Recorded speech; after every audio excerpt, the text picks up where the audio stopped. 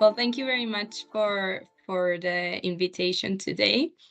I'm Andrea Cino. I work at RAP as International Partnership Manager. For those of you who do not know RAP, we are an environmental NGO that is based in the UK, but we have projects around the world. We're working now in over 40 countries. Our focus is circular economy, and our priority areas are food, plastics, and textiles. Today, I'm going to bring an example of behavior change in plastics. We usually work with governments, businesses, and also citizens through behavior change interventions, of course. We work with each individually, but I think our main focus is working on these collaborative platforms where we join all of these audiences and align their work towards common objectives, right? So within plastics, which is what I will focus today, you might know already the model of the plastics pacts. We initiated that model in the UK in 2018, and since then, now there are 14 launch pacts around the world. And I'm mentioning this because the intervention today comes from the UK Plastics Pact, but this, as Vanessa mentioned, is something we are replicating in other countries in different priority behaviors that we want to achieve in these countries. So today the one is about reuse and refill, but we are working on reduction and some interventions around reducing plastic bags in South Africa. We also have some interventions around increasing recycling of films and flexibles in Chile, and we have one that's similar to this one that I'll mention a little bit later in Mexico City as well. So this intervention was designed by the Plastics Pact for the UK. And why we did this? Because we know one of the priority areas in the pact, in all pacts, is reuse and refill. We know we need to work on the reduction, not only on the recycling of plastics. And we knew it was important to advance on this. And there are different levers you can move, you can focus on to try to scale up reuse and refill.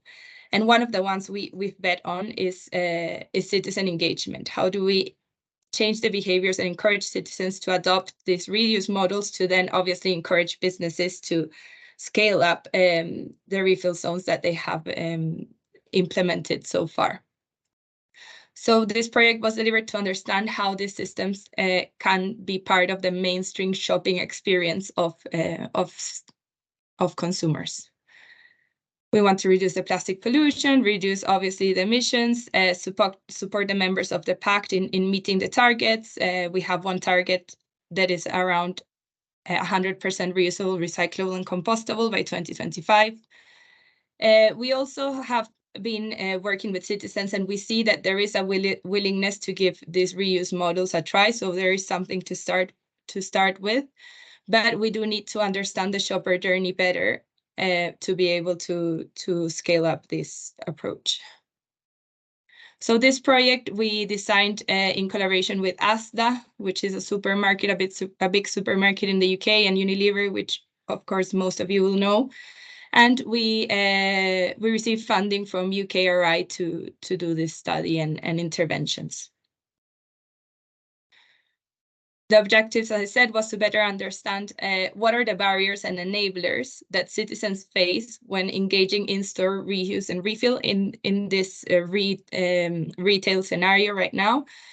And based on that understanding, on that study, then develop and design these interventions to tackle these barriers, but also to build on, to support the enablers that already exist. And also we wanted to then not only leave it at delivering the interventions, but understand how these interventions were working, because we understand, like, to change this behavior, it's a long-term action. It can't be just deliver one intervention and we're ready. Of course, we need to think of this as a long-term effort. So what did we do? We had two phases.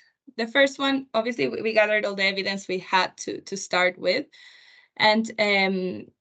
And we did a first study with consumers. We did a pre-shop interview, then accompanied shopping trip, and a post-shop interview to understand with the current reuse and refill systems in these stores, there were 2 stores, what were the barriers and the enablers for their participation.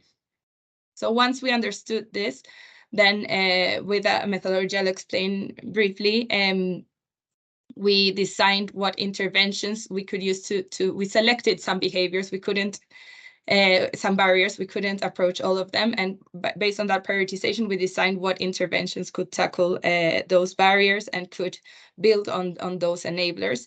And then we did a second phase of study where we asked consumers to go to the store and document their experience through videos, so that we could understand and capture this in the moment feelings and emotions that came from that experience. But also then we did some interviews after to understand what they recalled, what worked best, what were their perceptions.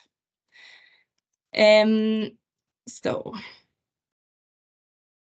the key barriers, this is just a summary because obviously we don't have a very long time to this presentation, but then I'll share a longer webinar with details, with the in-depth details, and we also have a report on this. The key barriers that we saw were 2 types. So we had personal and practical barriers. The personal ones were around the emotions and the experience of participating in this. And there were 3 main barriers that came on. One is that they were overwhelmed. They didn't know where to start. It was a lot. They didn't know how to go through this process. It was a new behavior and a new process they had to incorporate from their normal shopping. And the other one that was very important is people don't like to make mistakes. So because they didn't understand completely how to use these refill systems, they were very uncertain about using them and making a mistake and embarrassing themselves in front of others. Even there was a barrier of people who would not return if they spilled some of the product because they felt that was embarrassing, and that obviously has a negative connotation to the experience, and then they would not repeat it. And on the practical side, obviously price it always comes up with these reuse and refill models, and they wanted to understand and to have very clear price comparisons. Products are not always sold by kilo. They are sold not only even by 100 grams, sometimes 150, 130, etc. So it's not easy to directly compare sometimes the cost of these, and they wanted to be able to do a very direct comparison. And then obviously some technical difficulties of using some of these. Some were just bulk where you just fill a bag, but some are more technological where you have to print a ticket way before and after, etc. So all those technical difficulties were a barrier for them. And the final one is about the brand availability. In some product categories, like pasta, you might be okay in just taking what there's in the refill zone, but in other product categories, you have a brand loyalty that's higher. And if that brand, of course, is not in the refill zone, then you won't use it. So we prioritized those. That was just a summary, but all the barriers we saw. And then we did 2 workshops. One, and people in this call might know about this, but the COMBI diagnose. So capability, opportunity, and motivation, that's what COM stands for. And we need to understand in all of those what are the specific, based on the behaviors we want to change, what are the specific barriers, and prioritize those to be able to design the interventions, which we then designed by the EAST model.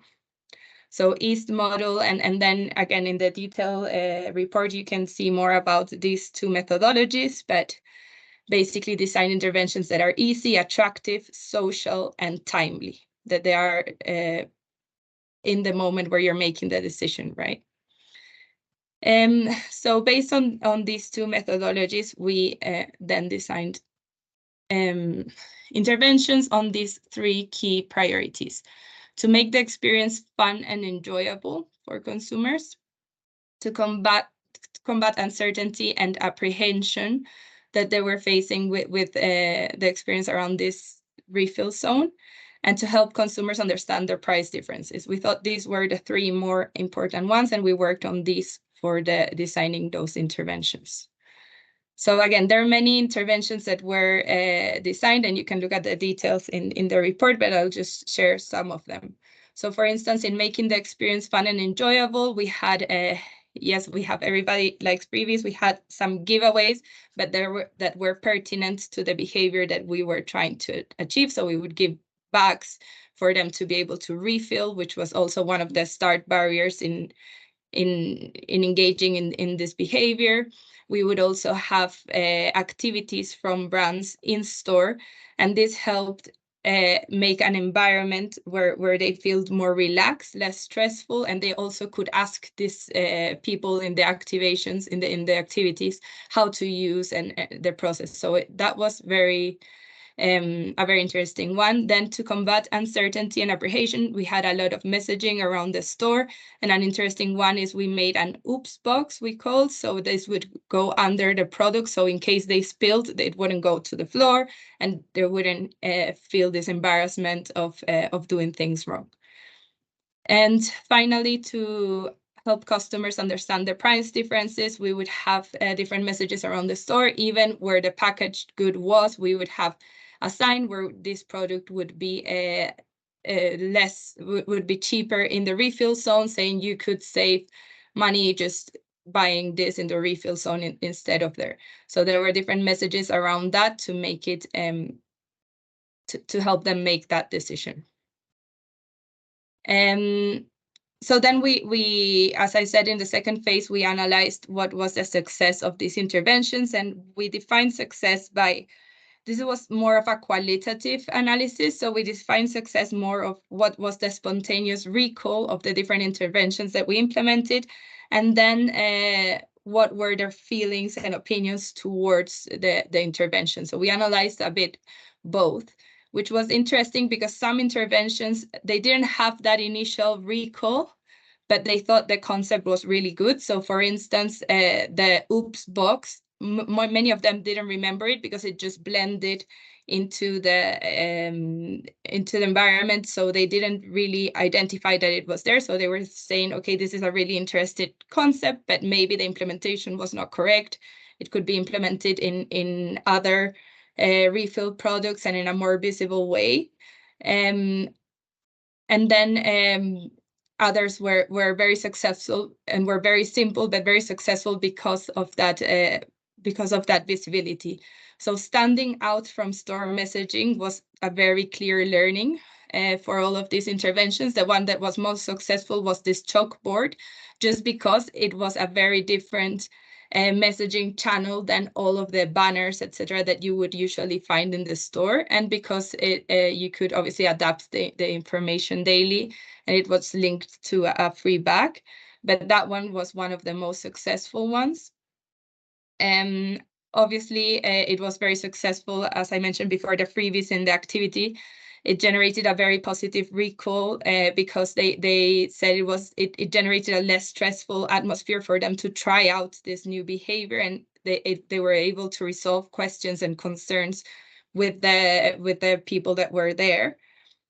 And finally, another insight around the learnings here is that the messaging needs to be very clear, and there may be many interactions to get to that clear messaging. So we had some chunked instructions of how to use the refill zone, because that was one of the barriers we initially identified. But even those instructions, which we thought were very clear, were still not completely clear to consumers. So you need to continuously evaluate and work on that messaging to be able to achieve that change, because they thought it was valuable to have it, but it was just not clear yet. So basically the three main conclusions or recommendations from this report, which is, as I said, this is a long-term effort, and it will continue. This refills is still in store, and there's continuous evaluations around this. But there are three main recommendations that came from this report to others that are thinking of designing reuse and refill in store. The first, again, was make the pricing clear.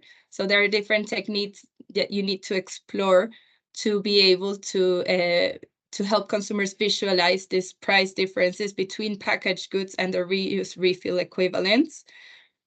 Highlight which product when products are cheaper when purchasing by refill, and hopefully highlight that in the packaged product, so where the consumer has their normal experience, have that sign to take them to the new refill experience.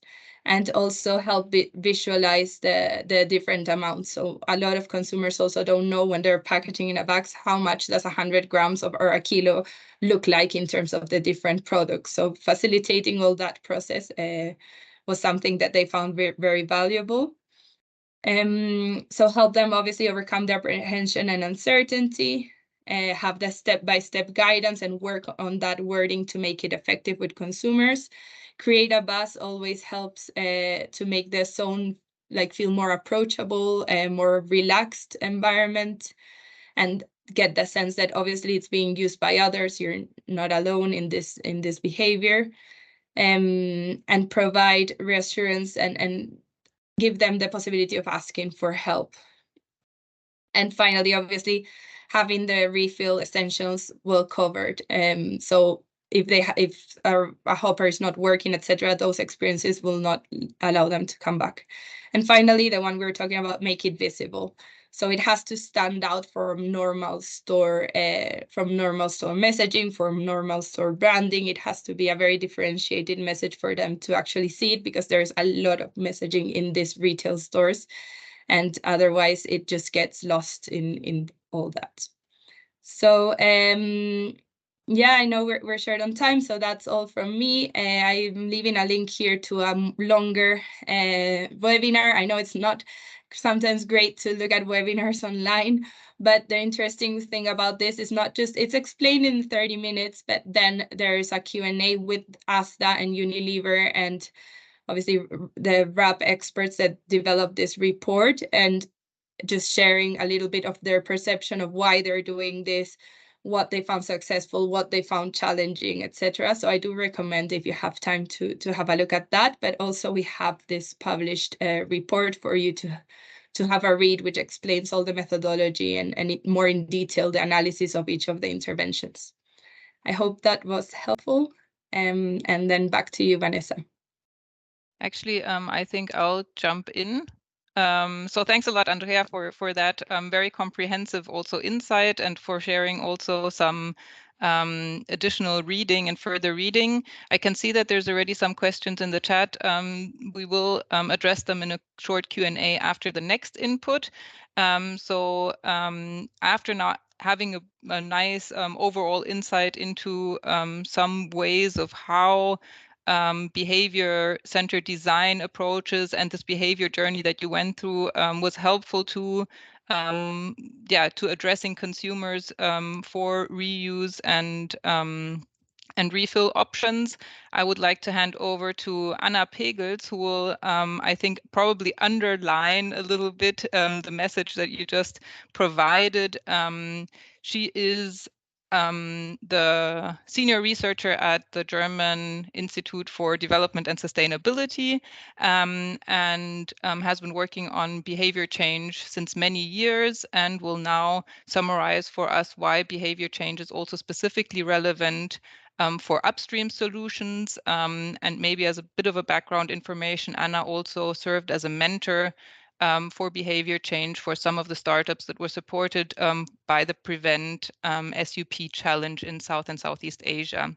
So Anna, the floor is yours. Okay, thanks, Nicole.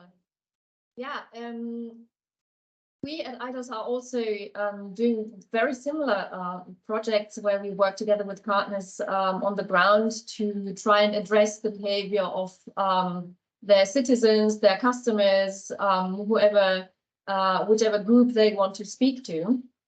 But I would not like to present a particular project of ours, but rather take a bit of a step back and give you some insights on how we address such problems. So it's more of a process-oriented input than result-oriented input. Next slide, please.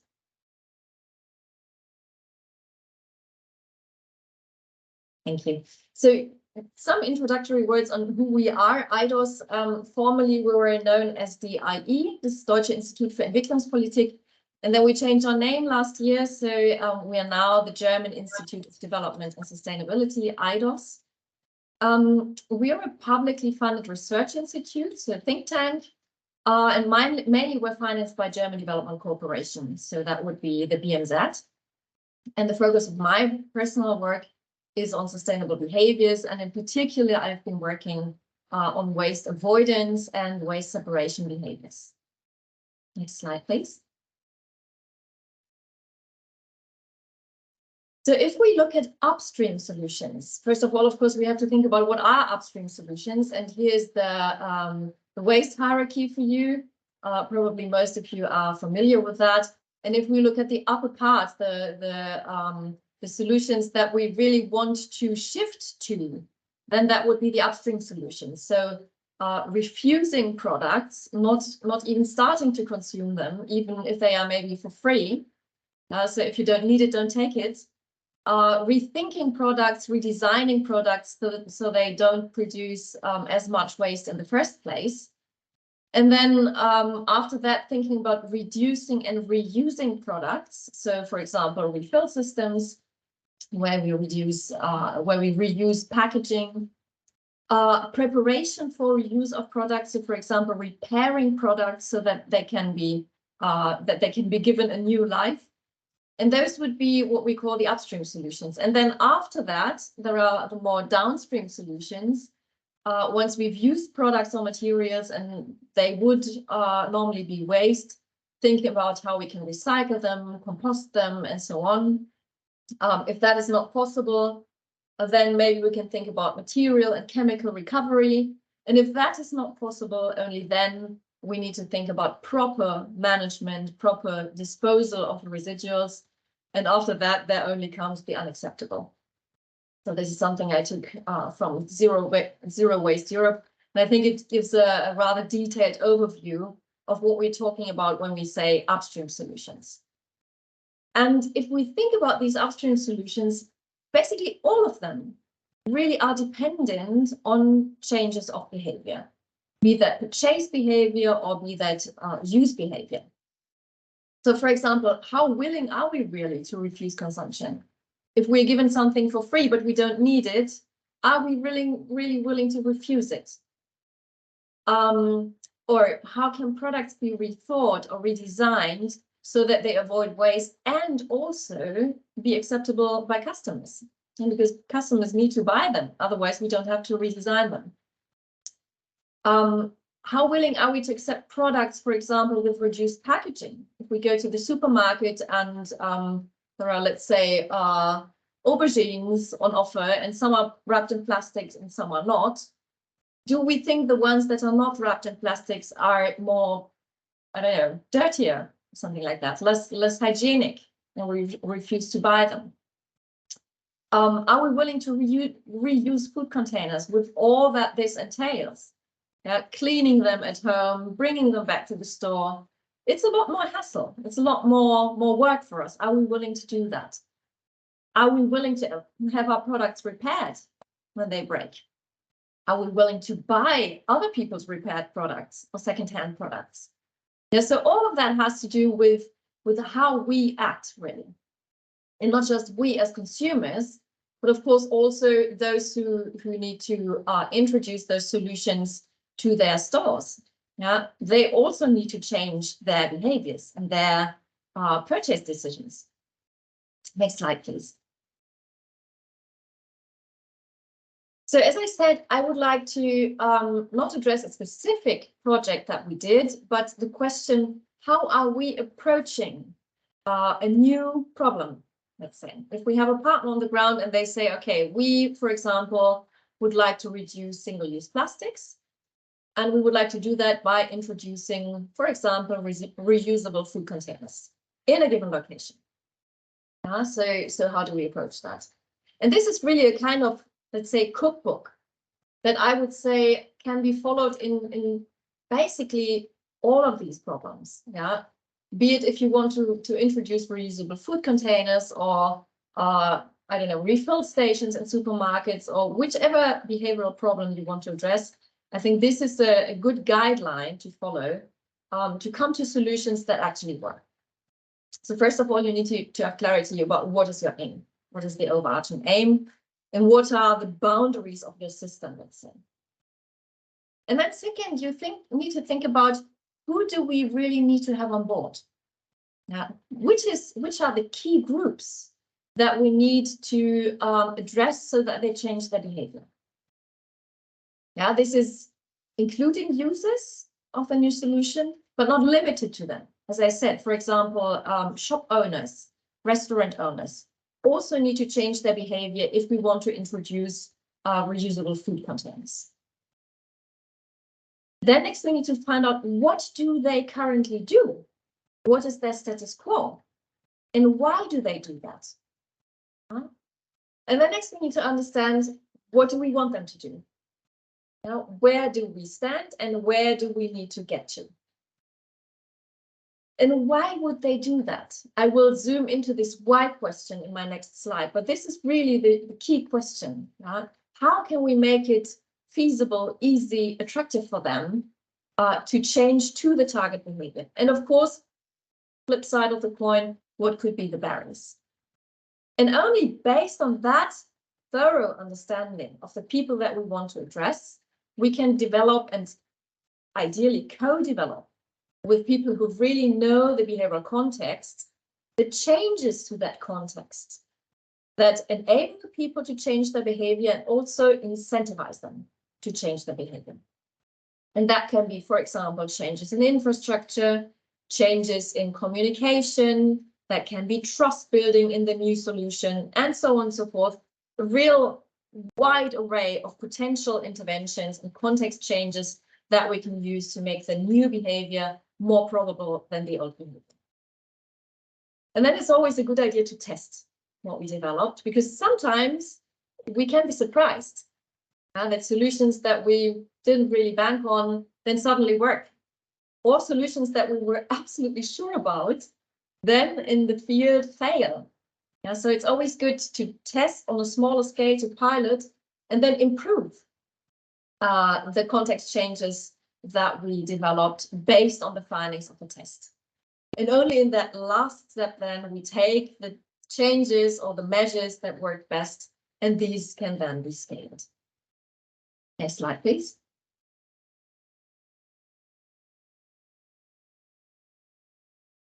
So I promised you I would zoom in a little bit on why people would change their behavior. So how can we design the context of the target behavior so that people are likely to actually do it? The new behavior needs to be possible. Yeah, so for example, the containers and the infrastructure need to be available in the first place. People need to know about it. And then the new behavior needs to be more attractive than the old behavior. And I'm saying more attractive because usually we tend to stick to what we know. Now we tend to stick to our habits. And so we need to make the new behavior even more attractive than the old behavior. And what makes the behavior attractive? So of course, it can be monetary factors. The new behavior is relatively cheaper than the old behavior. That can mean that the new behavior is actually cheaper, or that we make the old behavior more expensive. Yeah, so we can try to use both levers. Convenience. We all react to convenience. Yeah, we know that when we're in the supermarket and we maybe buy the pre-chopped vegetables instead of the whole vegetables. So convenience is something that really works. There can be emotional factors. Yeah, so making us feel good about ourselves, making us feel good about the world, also removing barriers, as we heard in the presentation before. People don't want to embarrass themselves. Yeah, so how can we use the emotional factors? And then social factors. We all orient ourselves towards others. We all imitate others. We care about their opinion, and in particular our peers. Yeah, so find out who the peers are, and maybe they can be used in communication. Yeah, so There are relatively successful communication campaigns, for example, with the help of influencers. Yeah, so find out who is important to the group that you want to address, and then try to find the levers that this group reacts to. And we always need to keep in mind, we can probably not address all of these with a new solution. Yeah, the new solution will probably not perform better in all of these points than the old solution. So it might be very cheap, but then social factors speak against it, or the other way around. And then we need to compensate for the dimension where our new solution does not perform so well. It needs then to perform better in the other dimensions. Next slide, please. Yeah, so this is already my last slide. The steps that I presented, of course, mean that we need to invest time, we need to invest money, we need to invest brain power. It can be tricky, but without doing that, without getting the people on board, it may simply not work, what we're trying to implement. And I think we need to keep in mind, once we've established a system, it can be very difficult to change. Not just in terms of infrastructure, this can also be very difficult to change, but also in terms of mindset, in terms of what we have already communicated, what people are already used to. Yeah, so I think it makes a lot of sense to really invest that upfront time and money to develop solutions that we can be relatively sure about that they will work, and then roll them out. And that was my closing. These were my closing words. So thanks a lot for listening. I'm really excited about the next presentation, because now we're moving a little bit away from the plastics and packaging world and moving a bit toward the e-waste world, which is also a huge topic in the field of circular economy, and would like to introduce Hamilton Ortiz for the next presentation. He's from Sucata Quântica, and they have come up with a mobile upcycling unit for e-waste in Brazil.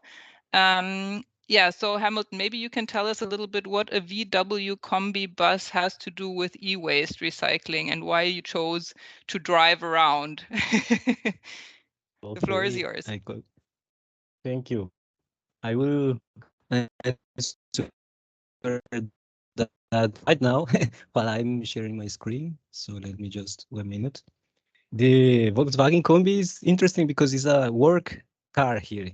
So it's a popular car that everyone uses for working. So it's really common to see in different aspects and ways. So it's a good feeling to see a Volkswagen Combi making crazy stuff with waste. So but I will explain for this. Okay, so thank you everyone that is here. I'm Hamilton, and really glad to be participating of this event. Well, are you seeing my screen now? Yes. Okay, thank you. See your screen. So, well, first I want to say that I'm really glad to be here, because reuse, repair, and refurbishment are things that we do too much here a long time ago. And I think it's really important to discuss the relationship between these initiatives and the behavior theory and practice. So for making this connection better and explain how our project or our initiative is connected with that, I will use a specific research that I think is interesting to have in mind. But first, I will explain a little about the project. Scrap Lab 2 is a mobile upcycling unit that we do with 2 Volkswagen Combis that are fully equipped with some specific stuff that I will explain better. We developed this inside of Sucata Quântica, that we are Sucata is the word for scrap, and Quântica is just a complement for making it funnier. And we do an upcycling by the designing of productive processes and by conducting education activities.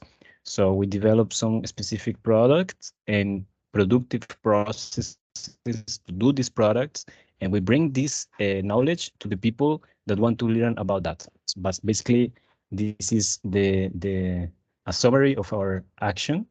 We are initiative that is collective and that have I'm a Colombian guy. I have other Colombians, other people from Latin America. So we are really intercultural and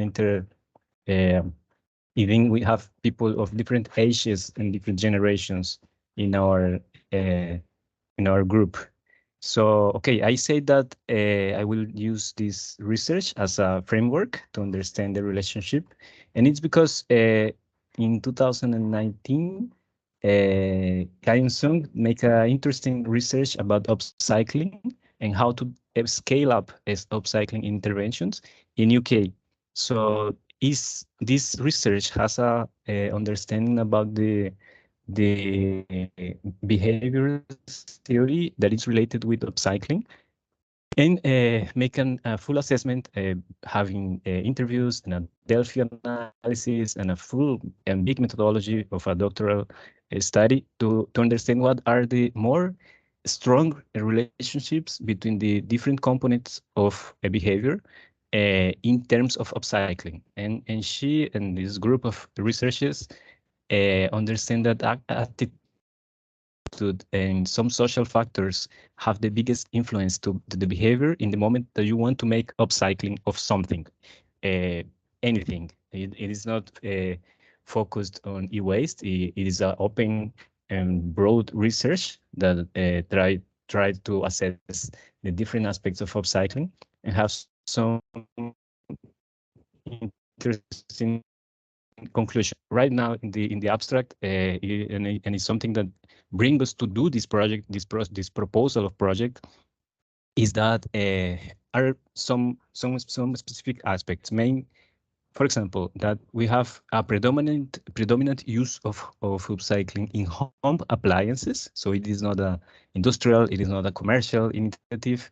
Upcycling is right now a niche initiative that is in the houses, in the households. Another important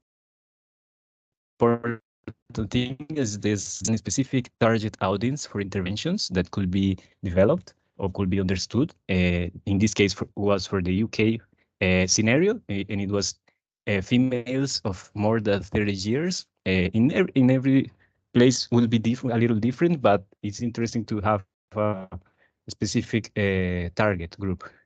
Another specific conclusion that is the most important for us was that community workshops is the short-term high priority intervention. One of the short-term high priority interventions that are more cost benefit to have some impact in scaling upcycling. So with this in mind, this is 2019.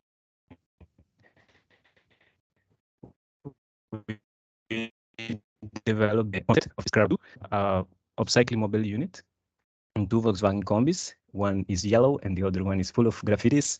So it's really shocking to the people that is around, and visually shocking. And we have toolkits, we have manuals, we have materials, spare parts, and we have a full infrastructure of chairs and tables and everything that we need to do an activity with more or less 50 people and activities of 3 hours. There are a lot of different models that we could work, but in this case, in the last year, we make an application for electronic equipment, upcycling of electronic equipment, but we already did with textile, with wood, with different possibilities of upcycling that we already work. And I think the best way for me to show you the results is visually. So I have this is a tiny photo of one of the workshops in a community near of the University of São Paulo. We have leaderships there, women leaderships that are moving the communities to do something, to do recycling, to do upcycling, to do anything. So we join our initiative with the initiatives of the social movements and agrupations and people that is already organized. So this is here, I think, is the most interesting of my presentation. I expect that I have yet 2 minutes and 47 seconds. So let me show you. This is, I have legends here in English. So for everyone that want to making, I will put here just 1 minute. The audio will be available. Do you hear something right now that I share? No, at the moment we cannot hear the audio. No? No. But maybe you can share the link and then we can, and then. Yeah, please. Excuse me if I'm taking too much time, but No problem. It's here. Okay. Would you like to share there? Yes, maybe. I will stop mine. Eva, can you open and share? Because I think you have to allow for your audio to. Yes, just share. give me a few seconds.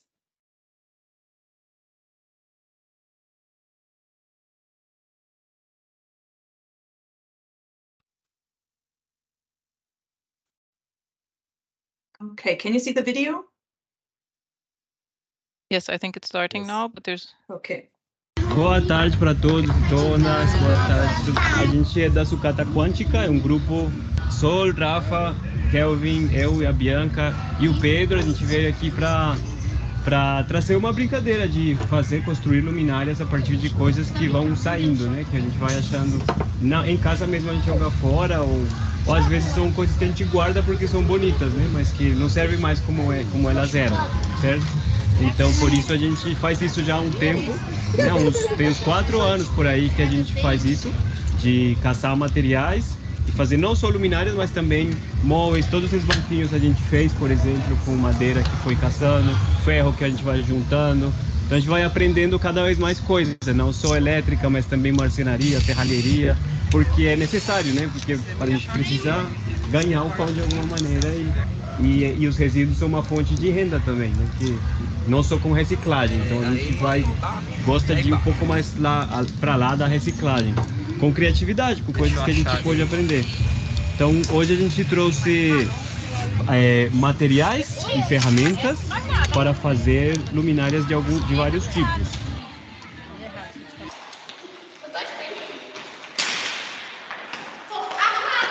Meu nome é Vera, eu sou uma das moradoras da comunidade Monte Kermer, só que no Espaço Cultural, no número 800, vim aprender hoje uma aula, né, de como fazer luminárias com reciclados. Gente, olha, adorei a aula, aprendi muita coisa, são coisas que dá para você utilizar, além de você proteger o planeta, dá para você utilizar assim, no dia a dia, né? E tanto aqui para o espaço como para sua casa mesmo. É com liquidificador, é com produtos que você não usa mais. Gente, participe. Se tiver mais uma, não perca. É muito bom mesmo, viu? Você vai aprender muita coisa boa, viu? E serve também para os jovens aí, ó, que estão querendo trabalhar na eletrônica, tudo assim, é daqui que começa, viu, gente? Pode vir. Oh, da hora! Cada um com sua luminária. Aê, obrigado. A gente que agradece. Olha, Rafa, meu isso tá aqui. Já vou, Rafaela, para de bater em mim. Vai, não vai segura. Espera aí, Pedro, vou puxar o seu. Receba! Receba o quê, minha filha? Eu não tô recebendo nada. Recebi, ó. Receba a sua luminária. Receba! Eu recebi.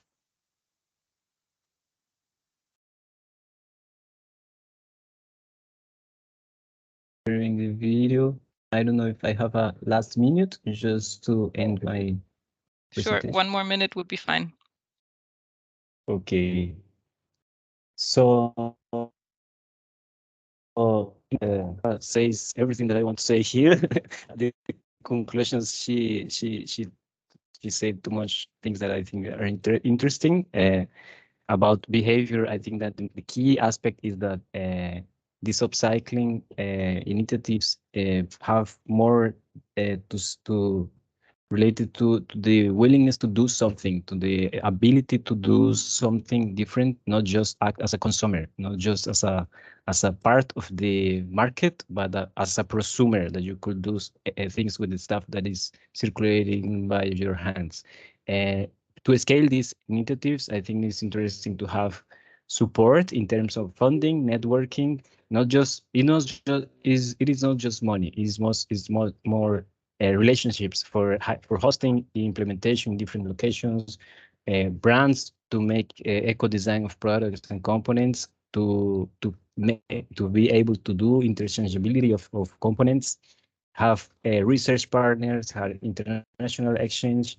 So here I'm also making a special thanks to Adelphi, that was an organization that coordinates this project, and to GIZ in promoting this Scrub Lab initiative that we make with Prevent Waste Alliance 2 the last year. So thank you all for supporting this project. And my name is Hamilton Ortiz. This is my emails, if in case anyone have interested to share more about this experience. So thank you all, and I hope this was interesting for everyone.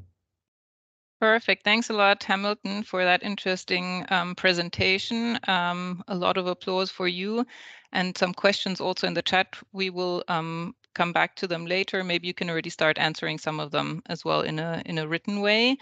We can see in your video that there was a big fun component, and also Andrea mentioned that reuse has to be fun to a certain degree.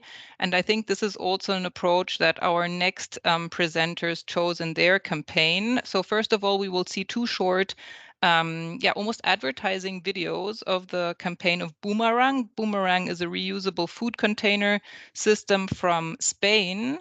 And then we will have the opportunity to go into a short Q&A or interview with the creative director of Bumerang, and her name is Ana Robredo. And then afterwards, also Katie Heffner, who some of you might know from the first two sessions from the RARE Center for Behavior and the Environment, will also be looking at which levers were used in this specific campaign. So first of all, here are two very short videos of the Bumerang campaign.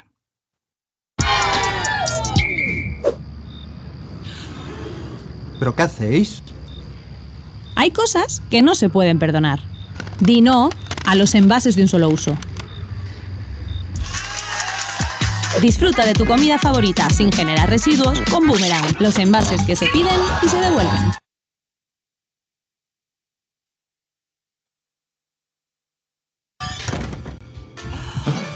La Comisión Europea ha dado el visto bueno con pequeños ajustes a la prohibición de vuelos Hay nacionales cosas en que no Francia. se pueden perdonar. Di no a los envases de un solo uso. Cuando sea posible realizar el mismo trayecto en tren. Disfruta de tu comida favorita sin generar residuos con Bumerang, los envases que se piden El y se ministro de devuelven. Transportes, Clément Bon, se ha felicitado de la decisión de Bruselas. I think there's some I'm advertising sorry, going on in the background. there were two Okay. videos playing when we showed the second one. Yeah, sorry.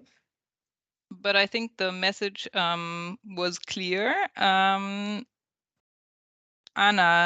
maybe you can turn on your camera, and then you can explain a little bit, why, who was the audience? Why did you choose this funny approach for the campaign, for Bumerang's campaign? And maybe you can also describe a little bit how you came to this decision. Was there also a big analysis, like we heard earlier from Andrea, as a basis? How did you choose this approach? Okay. Hi, everyone. Sorry if my English is not proficiency. I will try to do my best. I think the spots everyone knows more or less how it's about. In our spots, we play with the confusion of we are looking for a hook. We present a problem that seems to be the main one, such as infidelity, a party when the police show up, or an introduction by a boyfriend who is from the opposite football team than the family. But finally, it's not that the big issue of the problem. The final problem is it was they are using single-use containers, and this cannot be forgiven. So we are trying to reach. We are trying to reach everyone who's interested in doing their part to reduce the amount of plastic or single-use waste in the environment. This could include environmentally conscious consumers who are already committed to reducing their carbon footprint, as well as those who are not yet familiar with the negative impact of single-use packaging and how reuse can help to reduce the amount of waste we all produce. Our goal is to reach anyone who wants to make a positive difference in the environment, and is wanting to change the consumer of the habit to achieve it. And we want to inspire and motivate people to think differently about the use of packaging and take concrete steps to reduce it or change the impact of the environment they have. And you also asked me about the funny approach and why we take this. I think we choose the funny approach for this campaign also is because it will be a social media campaign. So people use the social media mostly to have fun and escape. It's like a escape via a way to escape of the regular days. So they don't want to be lectured or told how bad they are at everything. So there are other brands or NGOs that address environmental problems through fear, guilty, shame, but we don't think that's the most appropriate way to our brand. Because Bumerang is a fresh, modern, friendly, and accessible startup. So we want to inform and raise the awareness while also trying to make everyone having a good time. So it's always our way of educating and connect with our target audience. So I think this is more or less all we want to show. Excellent. Thanks a lot, Anna. That was a very interesting insight. And maybe I would like to ask now Katie to also turn on her camera if she is already in the office, because I think you were traveling. Yeah, Katie, as I mentioned earlier, is from RARE, the Center of Behavior and Environment, and I would like to take the opportunity to look at this at these two campaigns from an expert perspective, basically. So which levers did this campaign address? Maybe which ones did it leave out? And do you have any Do you have any recommendation? Do you think this will work? Will they really reach the broad audience that they are targeting? Maybe we can use this as a little bit of an meta level interpretation of the campaign. And I really enjoyed, thank you for having me, and I really enjoyed watching the videos in the campaigns because I thought it was a unique take on trying to promote the reusable containers. So if people remember, one of the things that I used to present about the levers of behavior change, at their center we promote 6. There are 3 that are more rational, like information, material incentives, and rules and regulations. On the other side, we have a choice architecture, which is structure and timing of a decision-making environment, social influences, and emotional appeals. And I think what we saw and heard from Anna is that they really pulled on the emotional appeal lever through using humor. And one of the things that we often highlight is that emotions, though they can seem like they are irrational ways of making decisions, they aren't simply just that. There's evidence that exists that demonstrates that emotions can be critical factors for our survival, like fear, driving us to act and avoid danger. Like you heard from Anna about not wanting to use shame or not wanting to use negative emotions.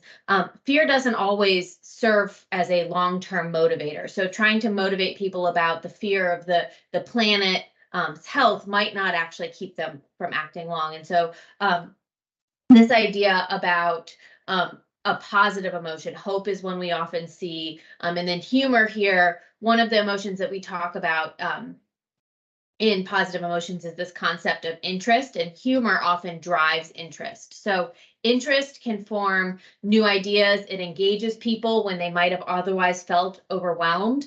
And what you heard here is driving interest through the emotional lever of humor and interest.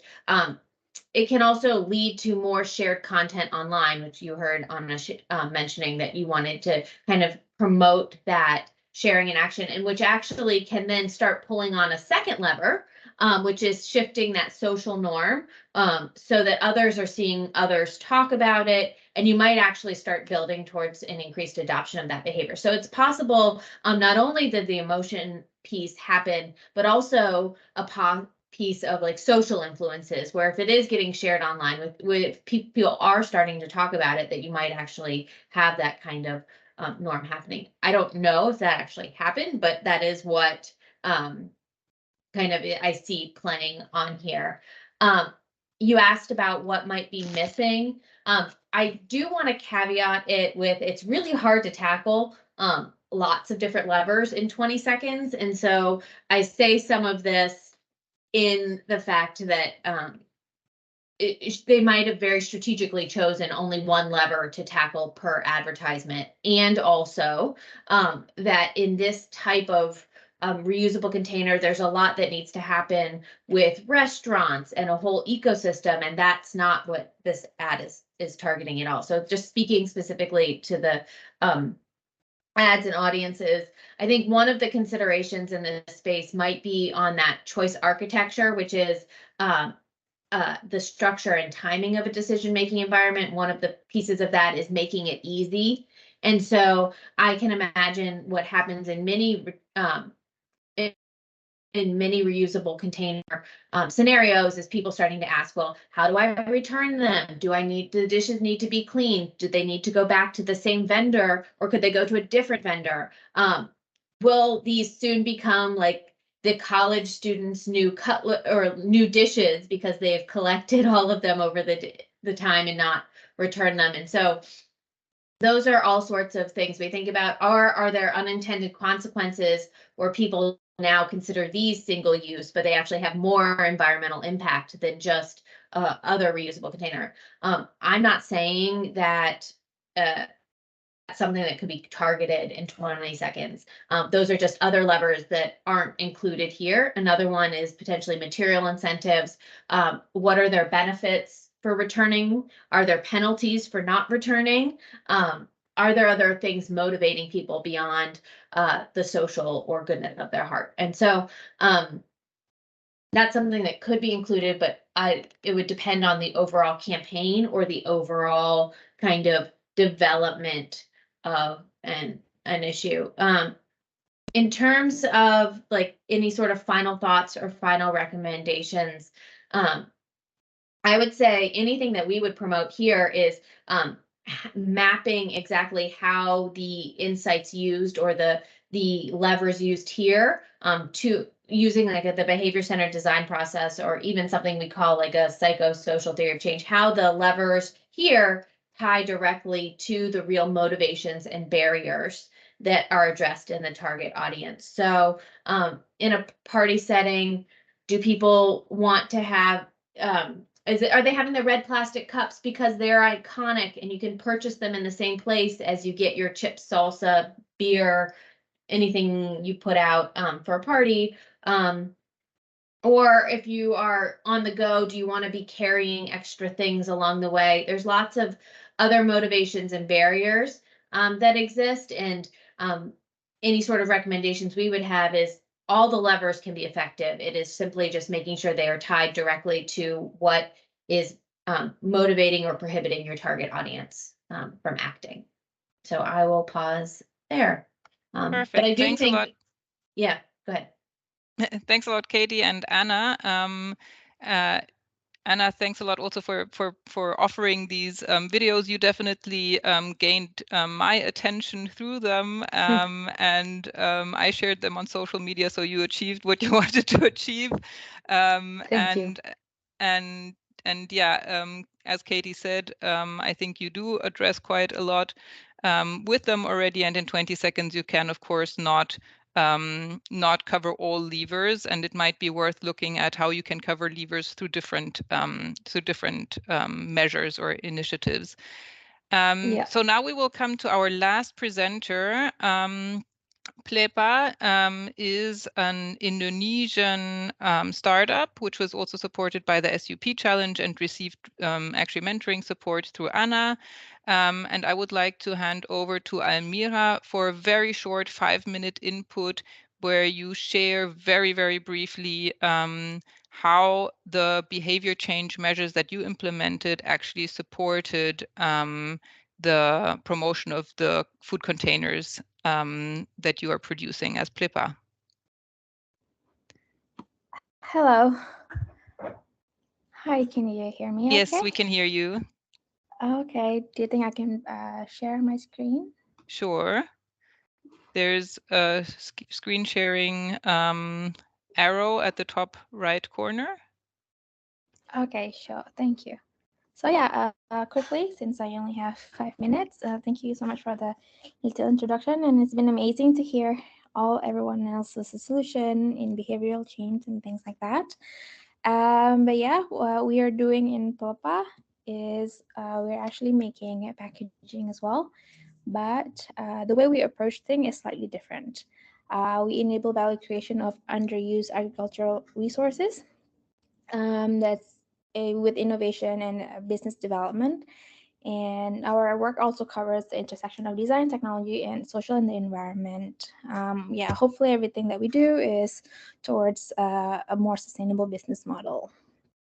But yeah, we usually do use design as a tool because my personal background is a designer, and we look for solutions, impact that will deliver long lasting, and also of course value creation of materials that are usually unused.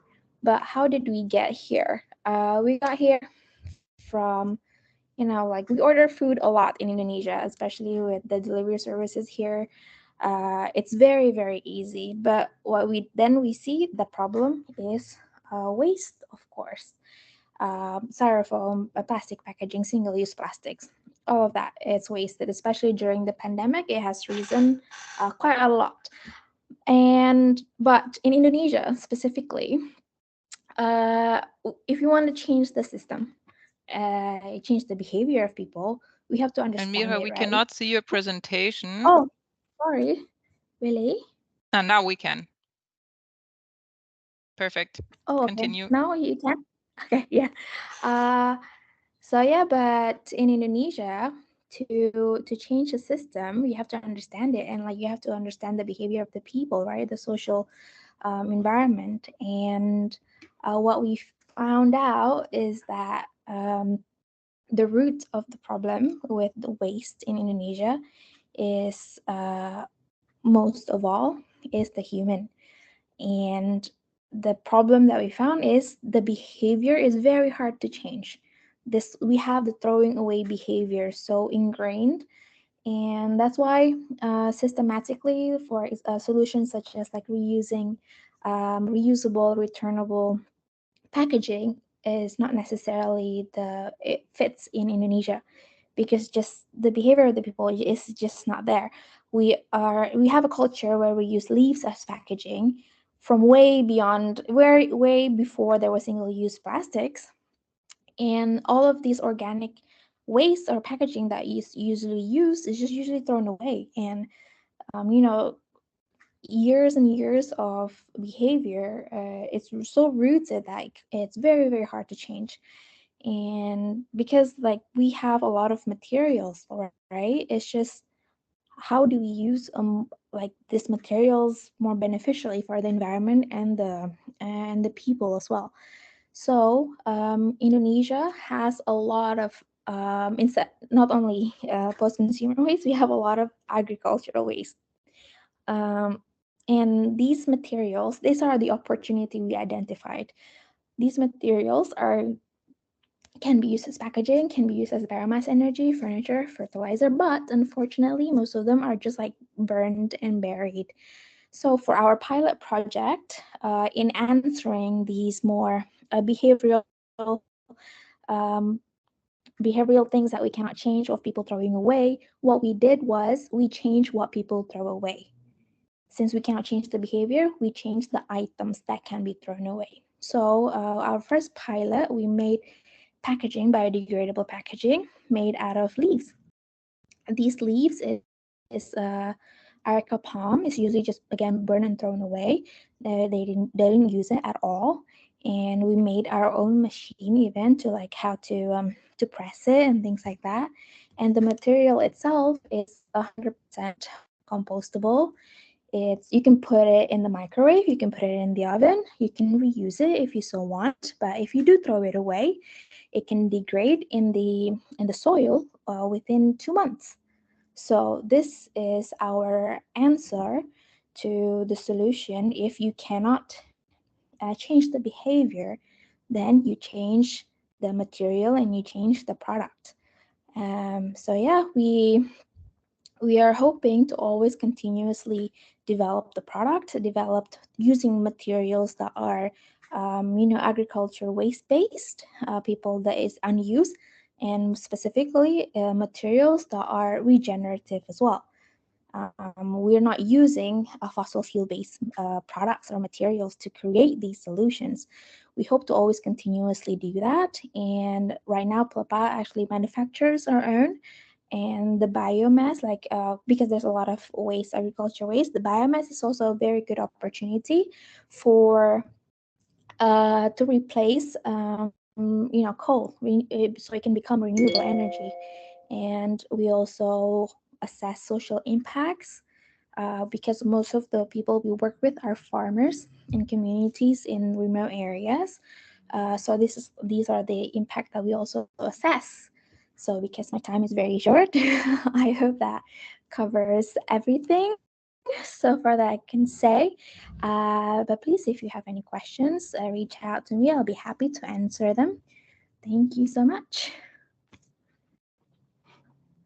Dear Almira, thank you very much for your interesting presentation. It's rounding up our discussions very well also. We've been seeing very different areas.